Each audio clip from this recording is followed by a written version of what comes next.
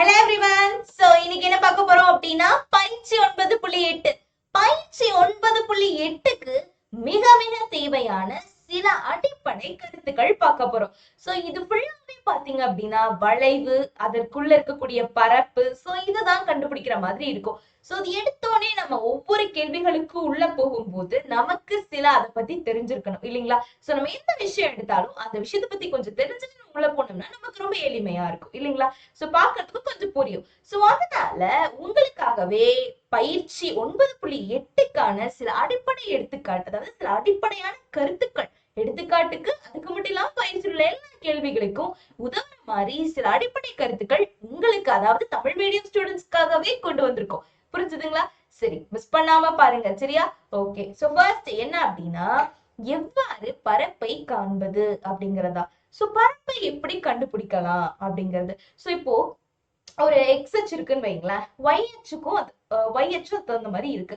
So இப்போ இந்த X அச்சுக்கும் Y அச்சுக்கும் நடுவுல ஒரு தொடுகோடு வரையறோம். சோ அந்த தொடுகோட்டுக்கும் அந்த அச்சுகளுக்குள்ள இடையில இருக்கக்கூடிய பகுதி, அந்த பரப்பு, அந்த பகுதியோட பரப்பு எப்படி இருக்குன்னு கேட்டா நம்ம சொல்ல முடியுமா? முடியாது. சோ அதெல்லாம் எப்படி எடுத்து சொல்றது அப்படிங்கிறதுக்காகவே தான் இந்த வீடியோ. சோ மிஸ் பண்ணிடாதீங்க சரியா? அதுவும் மெயினா தமிழ் மீடியம் ஸ்டூடெண்ட்ஸ்க்காக மட்டும்தான். புரிஞ்சுதுங்களா? சரி. சோ எவ்வாறு பரப்பை காண்பது பகுதி 1. சோ இந்த வீடியோ புரிஞ்சதுன்னா அடுத்த வீடியோ உங்களுக்கு ரொம்பவே எளிமையா இருக்கும், பகுதி 2. சரிங்களா? சரி, இதோட கண்டினியூஸ் வீடியோ தான் பகுதி 2 வரும். சோ எவ்வாறு பரப்பை காண்பது அப்படிங்கறதா. சோ பரப்பை எப்படி கண்டுபிடிக்கலாம்? இதுல வந்து 4 வகையான பரப்புகள் இருக்கு சரிங்களா? சோ பகுதி 1ல 4 வகையான பரப்புகள் இருக்கு. சோ ஒண்ணு வந்து எக்ஸ் அச்சுக்கு மேல், இன்னொன்னு வந்து எக்ஸ் அச்சுக்கு கீழ், இன்னொன்னு வந்து ஒய் அச்சுக்கு இடப்பக்கம், இன்னொன்னு வந்து ஒய் அச்சுக்கு வலப்பக்கம். சோ இந்த மாதிரி 4 இருக்கு. சோ இந்த 4 உங்களுக்கு நான் போட்டு சொல்லி தரேன் சரிங்களா? ஃபர்ஸ்ட் நம்ம எக்ஸ் அச்சுக்கு மேல் பார்க்கலாம், அடுத்தது எக்ஸ் அச்சுக்கு கீழ் பார்க்கலாம், அடுத்தது ஒய் அச்சுக்கு வலப்பக்கம் பார்க்கலாம், அடுத்தது ஒய் அச்சுக்கு இடப்பக்கம் பார்க்கலாம் சரிங்களா? சோ லைனா பார்க்கலாம். சோ ஃபர்ஸ்ட் என்ன, எக்ஸ் அச்சுக்கு மேல். சோ அது எப்படி இருக்கும் அப்படின்னா எக்ஸ் அச்சுக்கு மேல் ஃபர்ஸ்ட் இது எக்ஸ் அச்சு, இது ஒய் அச்சு இல்லைங்களா? சோ எக்ஸ் அச்சுக்கு மேல் அப்படின்னா இந்த அச்சுக்கு மேலன்னு அர்த்தம் இல்லையா? சோ இந்த எக்ஸ் அச்சுக்கு மேலன்னு அர்த்தம். சோ மேல அப்படின்னா இந்த மாதிரி இங்க ஒரு புள்ளி, இங்க ஒரு புள்ளி இருக்கதா எடுத்துக்கலாம். இது கொஞ்சம் கம்மியா இருக்கிற மாதிரியும் இது கொஞ்சம் ஏறி இருக்க மாதிரியும். புரிஞ்சுதுங்களா? சோ இப்படிதானே ஏறு வளைவு. சோ இப்படி எடுத்துக்கிறோம். புரிஞ்சுதுங்களா? சோ இது ஏன்னு எடுத்துக்கிறோம், இது பின்னு எடுத்துக்கிறோம். புரியுதுங்களா? சரி, இந்த மாதிரி ஒரு வளைவு போயிருக்கு. சோ அந்த வளைவுல இப்படி ஒரு கோடு நேரா எக்ஸ் அச்சு பொதுவா எடுத்தா அது ஏ, ஒய்ல இருந்து இப்படி நேரா ஒய் எக்ஸ் அச்சுக்கே தான் இன்னொன்னு எடுத்தா பி. சரிங்களா? சரி, இப்ப இதுக்கு நடுவுல இருக்கக்கூடிய பகுதிகள் எப்படி இருக்கும்? இந்த ஏரியா, இந்த பரப்பு எப்படி இருக்கும்னு கேட்டிருக்கணும். இந்த பரப்பு வேணும் அப்படின்னா நம்ம என்ன பண்ணணும் அப்படின்னா ஒண்ணும் கிடையாதுங்க. இந்த நல்லா கவனிங்க, எக்ஸ் அச்சுக்கு மேல இருக்கு இல்லையா? சோ எக்ஸ் அச்சுக்கு மேல இந்த புள்ளியை நம்ம என்னன்னு எடுத்திருக்கோம்? ஏன்னு எடுத்திருக்கோம். இந்த புள்ளி நம்ம என்னன்னு எடுத்திருக்கோம்? பின்னு எடுத்திருக்கோம். சோ இது எப்படி இருக்கும் அப்படின்னா இதோட பரப்புங்கிறதே நம்ம எப்பவுமே பரப்பை என்னன்னு சொல்லுவோம்? ஏன்னு சொல்லுவோம். பரப்பை எப்படியுமே என்னன்னு சொல்லுவாங்க? ஏன்னு சொல்லுவோம். சோ ஏன்னு வச்சுக்கலாம். ஏ ஈக்குவல் டு பரப்பை எப்பவுமே ஏன்னு தான் சொல்லுவோம். இன்டெக்ரல் எப்பவுமே எப்பவுமே இன்டெக்ரல் போட்டுக்கோங்க. So integral. அடுத்தது இந்த எந்த அச்சுக்கு மேல இருக்கு? எக்ஸ் அச்சுக்கு, அப்ப டிஎக்ஸ். எக்ஸ் அச்சுல இருக்கங்காட்டி டிஎக்ஸ், எக்ஸ் அச்சுக்கு இருக்கங்காட்டி டிஎக்ஸ். சோ எக்ஸ் அச்சுக்கு மேல இருக்கங்காட்டி டிஎக்ஸ். புரிஞ்சுதுங்களா? சரி, இப்போ என்ன இல்ல? எக்ஸ் இருக்கு, என்ன இல்ல? எக்ஸ் ஒய்யும் தான், ரெண்டும் தான் ஒரே இதுல வருது. So partners. இப்ப எக்ஸ் இருக்கு, என்ன இல்ல? ஒய் இல்ல. சோ அந்த ஒய்யை இங்க போட்டுக்கோங்க. புரிஞ்சுதுங்களா? சரி, இது இருக்கட்டும். அடுத்தது இது வகை 1, இது முதல் வகை. அடுத்தது இரண்டாவது. இரண்டாவது என்ன அப்படின்னா ஒண்ணு இல்லைங்க, அது ரொம்ப எளிமைதான். இரண்டாவது அதே மாதிரி எக்ஸ் அச்சு ஒய் அச்சு எடுத்துக்கிறோம். இது எப்படின்னா எக்ஸ் அச்சுக்கு கீழே. சோ அதே மாதிரி ஒரு வளைவு எடுத்துக்கிறோம். அதே மாதிரி ஒரு வளைவு எடுத்துட்டோம் அப்படின்னா இந்த புள்ளிக்கும் இந்த புள்ளிக்கும் இதை ஏன்னு வச்சுக்கிறோம், இதை பின்னு வச்சுக்கிறோம். இந்த நடுவுல இருக்கக்கூடிய என்ன கேக்குறாங்க? இது கேக்குறாங்க. இந்த பரப்பு எப்படி இருக்கும்னு கேக்குறாங்க. புரிஞ்சுதுங்களா? சோ இந்த பரப்பு தேவைப்படும் போது நம்ம எப்படி எடுத்துக்கலாம்? ஏ, நம்ம வழக்கம் போல எடுக்கிற ஏ பரப்பு இன்டகிரல் எக்ஸ் அச்சுக்கு கீழே, எக்ஸ் அச்சுக்கு மேலேயா எக்ஸ் அச்சு கீழேனா எக்ஸ் அச்சு தான் அந்த இடத்துல வருது, அப்ப டிஎக்ஸ். என்ன இல்ல, எக்ஸ் இருக்கு, என்ன இல்ல, ஒய் இல்ல, சோ ஒய். புரிஞ்சுதுங்களா? அவ்வளவுதான். அடுத்தது மூன்றாவது வகை. மூன்றாவது அதே மாதிரி எக்ஸ் அச்சு ஒய் அச்சு எடுத்தாச்சு. இப்போ ஒய் அச்சுக்கு வலப்பக்கம் பார்க்கணும், ஒய் அச்சுக்கு வலப்பக்கம் பார்க்கணும். சோ வலப்பக்கம்னா இந்த பகுதி.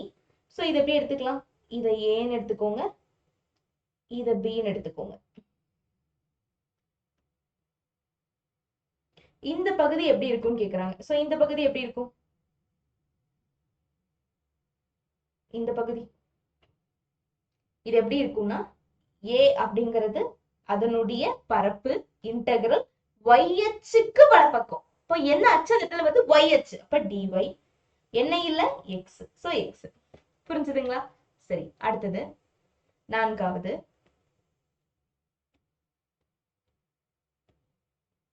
நான்காவது அதே மாதிரி எக்ஸ் அச்சு ஒய் அச்சு எடுத்துக்கிறோம். புரிஞ்சுதுங்களா? சரி, இப்போ அதே வந்து எடப்பக்கம், ஒய் அச்சுக்கு எடப்பக்கம். சோ எடப்பக்கம் எப்படி இருக்கும், இப்படி.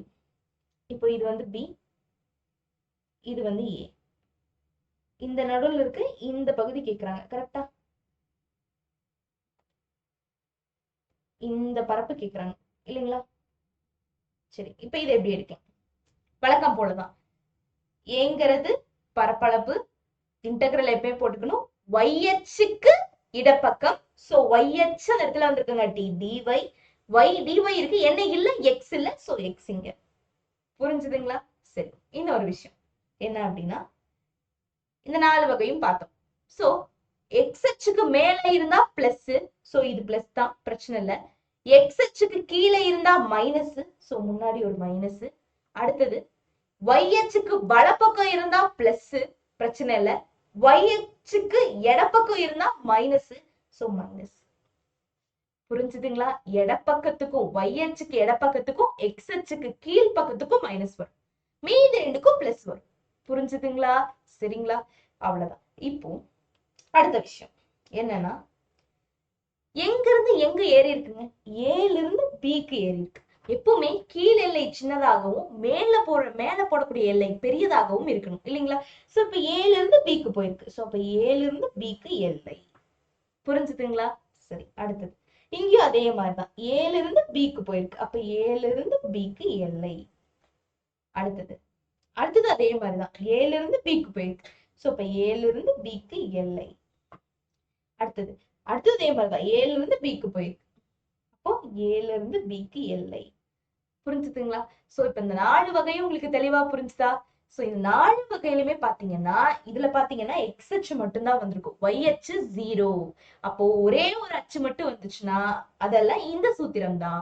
அடுத்து இதுல பாருங்க எக்ஸ் அச்சு மட்டும்தான், இதுல பாருங்க எக்ஸ் அச்சு கிடையாது ஒய் அச்சு மட்டும்தான், இதுல பாருங்க எக்ஸ் அச்சு கிடையாது ஒய் அச்சு மட்டும்தான். சோ இப்ப ஏதேனும் ஒரு அச்சு மட்டும் வந்தா பகுதி 1 தான் பயன்படுத்தணும். பகுதி 1ல் இருக்கக்கூடிய 4 வகையான சூத்திரங்களை மட்டும்தான் நாம் பயன்படுத்த வேண்டும். எப்போ ஏதேனும் ஒரு அச்சு வந்துச்சு அப்படின்னா. புரிஞ்சுதுங்களா? எக்ஸ் அச்சோ ஒய் அச்சோ ஏதேனும் ஒண்ணு வந்துச்சுன்னா பகுதியில 1ல் இருக்கக்கூடிய சூத்திரங்களை மட்டும்தான் நாம் பயன்படுத்த வேண்டும். அடுத்தது பொதுவான பரப்பின் விதி, பகுதி 2. சோ பகுதி 2ல பொதுவான பரப்பின் விதி அப்படிங்கறத பார்க்க போறோம். சோ பொதுவான பரப்பின் விதி அப்படின்னா இப்ப இவ்வளவு நேரம் நம்ம பார்த்தது பகுதி 1ல எப்படி பார்த்தோம், ஏதேனும் ஒரு அச்சு இருந்துச்சுன்னா இது வந்து 2 அச்சையும் தொடுற மாதிரி இருந்துச்சு அப்படின்னா. இப்போ 2 அச்சையும் தொடுற மாதிரி அப்படின்னா உங்களுக்கு சந்தேகம் வரும், எந்த மாதிரி இருக்கலாம் அப்படின்னு. முதல்ல எப்படி இருக்கும் அப்படின்னா முதல்ல இந்த மாதிரி எடுத்துக்கோங்க, எக்ஸ் அச்சு ஒய் அச்சு, ஒரு வளைவு, இந்த மாதிரி ஒரு வளைவு இருக்கு. சோ அந்த வளைவுல எப்படி போகும் அப்படின்னா இப்படி போகும், சரிங்களா? சோ இப்போ ரெண்டையுமே எக்ஸ் அச்சையும் ஒய் அச்சையும் ரெண்டையுமே தொடுற மாதிரி போகுது. சோ இப்ப இந்த பகுதி தான் அவங்க கேக்குறாங்க, எந்த பகுதி கேக்குறாங்க, இந்த பகுதியை தான் அவங்க கேக்குறாங்க, இந்த பரப்பை தான் அவங்க கேக்குறாங்க. சோ இந்த பரப்பு வேணும் அப்படின்னா நம்ம என்ன பண்ணணும் அப்படின்னா எக்ஸ் அச்சுக்கு எக்ஸ் அச்சுக்கு செங்குத்தா ஒரு கோடு வரையணும். சோ இந்த புள்ளியிலையும் எக்ஸ் அச்சுக்கு செங்குத்தா ஒரு கோடு வரையணும். சோ இது அந்த வளைவு ஏதாவது தொல்லை பண்ணுதா? இல்ல. சோ வளைவை தொல்லை பண்ண கிடையாது. சோ இந்த பரப்புல ஏதாவது போய் முட்டுதா? முட்டவும் கிடையாது. சோ அப்ப இது ஏன்னு வச்சுக்கலாம், இதை பின்னு வச்சுக்கலாம். முட்டவும் கிடையாது. சோ அப்போ இந்த இடத்துல பரப்பு வந்து எக்ஸ் அச்சை சம்பந்தப்படுத்தி இருக்கு. சோ பரப்பு எக்ஸை சார்ந்தது. பரப்பு எக்ஸ் அச்சை சார்ந்தது.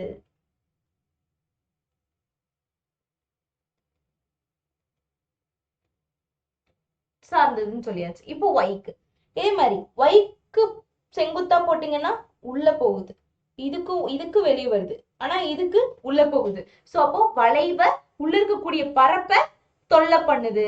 சோ அப்படின்னா ஒய் வராது. அப்படின்னா என்ன அர்த்தங்க? ஒய் வராது. அப்படின்னா ஒய் வராது.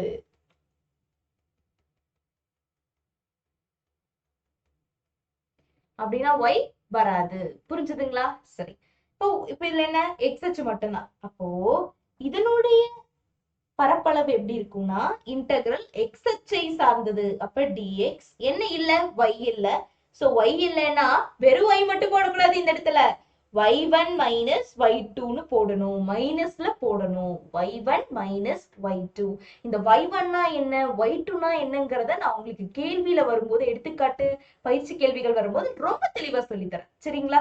சரி. இப்போ y1 மைனஸ் y2. இங்க பாருங்க, இதுல எல்லைகள் ஏல இருந்து பிக்கு போயிருக்கு. சோ அப்போ ஏல இருந்து பிக்கு போயிருக்கு. புரிஞ்சுதுங்களா? சரி. இப்போ அடுத்த வகை பாருங்களேன் எப்படி இருக்குன்னு சொல்லிட்டு. சோ அடுத்த வகை பாத்தீங்கன்னா உங்களுக்கு இன்னும் தெளிவா புரியும். சோ என்ன அப்படின்னா அதே மாதிரி ஒரு எக்ஸ் அச்சு ஒரு ஒய் அச்சு எடுத்துக்கலாம். இப்போ நம்மளோட வளைவு இப்படி இருக்கு.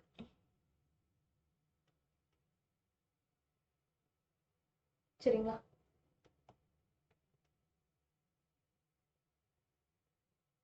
இப்படி ஒரு வளைவு இருக்கு. சோ இந்த வளைவுல கோடு இப்படி வருது. எக்ஸ் அச்சையும் ஒய் அச்சையும் தொட்ட மாதிரி. சோ இந்த புள்ளியில இருந்து எக்ஸ் அச்சுக்கு பொதுவா இப்போ ஏரியா எப்படி இருக்கும், நடுவில் இருக்க பரப்பளவு எப்படி இருக்கும்? பரப்பளவு பாத்தீங்கன்னா இது ஃபுல்லா இந்த பரப்பளவு. இந்த பரப்பளவு தான் கண்டுபிடிக்க சொல்லுவாங்க. இப்போ எக்ஸ் அச்சுக்கு தகுந்த மாதிரி கோடு போடுறேன். சோ இப்படி வரும். இந்த புள்ளியில இருந்து போடணும், இந்த புள்ளியில இருந்து போடணும். இந்த புள்ளியில இருந்து எக்ஸ் அச்சுக்கு போட்டா வரும், இந்த புள்ளியில இருந்து எக்ஸ் அச்சுக்கு போட்டா இப்படி போகும். அப்போ இது வந்து வளைவை தொல்லை பண்ணுது. வளைவை அது உள்ள இருக்கக்கூடிய அந்த பரப்பை தொல்லை பண்ணுது. சோ அப்போ நம்மளுக்கு வராது. சோ உள்ள இருக்கக்கூடிய பரப்பை தொல்லை பண்றங்காட்டி நமக்கு வராது. புரிஞ்சுதுங்களா? சோ எக்ஸ் அச்சு வராது. இப்போ ஒய் அச்சுக்கு போட்டுக்கலாம். சோ ஒய் அச்சுக்கு போட்டு பாருங்க. ஒய் அச்சுக்கு செங்குத்தா போட்டு பாருங்க. இப்படி ஒண்ணு வரும். இந்த புள்ளியில இருந்து ஒய் அச்சுக்கு செங்குத்தா எடுத்தோம் அப்படின்னா, ஒய் அச்சுக்கு செங்குத்தா எடுத்தோம்னா எப்படி வருங்க? எக்ஸ் அச்சுக்கு செங்குத்தா எடுக்கக்கூடாது, ஒய் அச்சுக்கு செங்குத்தா எடுத்தோம்னா இப்படி வரும். வருமா? சரி. அப்ப இது ஏ, இது பி. இப்ப இது ஏதாவது தொல்லை பண்ணதா? பரப்ப தொல்லை பண்ணல. சோ அப்போ இது எப்படி எழுதிக்கலாம்? இதோட பரப்பு எப்படி இருக்குங்க? இன்டெகிரல் எது ஒய் அச்சு தான் தொல்லை பண்ணல. சோ அப்ப டிஒய் எது தொல்லை பண்ணுது, எதை இது பண்ணி இல்ல, எதிர்த்தாப்புல ஒய்க்கு எதிர்த்தாப்புல X. So x1 minus x2. புரிஞ்சுதுங்களா? எது சந்தேகம் இருக்கா? எல்லைகள் ஏ டு பி. சின்ன கீழ இருந்து மேல, சின்னதுல இருந்து மேல பெருசு. புரிஞ்சுதுங்களா? சந்தேகம் ஏதாவது இருக்கா? ஓகேவா? புரிஞ்சுதா? சோ இதுல வந்து ரெண்டே வகை தான். சோ இதுல வந்து ரெண்டே வகை, பொதுவான பரப்பின் விதியில ரெண்டே வகை தான். சோ ஒண்ணு வந்து எக்ஸ் அச்சை சார்ந்திருந்தா எப்படி, இது நீங்க எழுதிக்கோங்க. இங்கு ஒய் அச்சை சார்ந்தது. பரப்பு பரப்பானது ஒய் அச்சை சார்ந்தது. புரிஞ்சுதுங்களா? பரப்பானது ஒய் அச்சை சார்ந்தது. சந்தேகம் ஏதாவது இருக்குங்களா? சரி.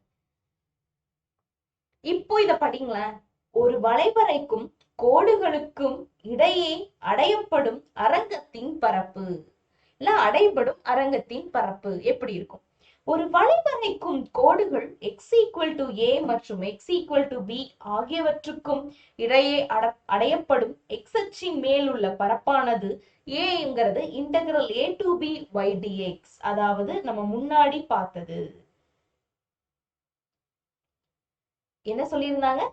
நல்லா பாருங்க, என்ன சொல்லியிருந்தாங்க?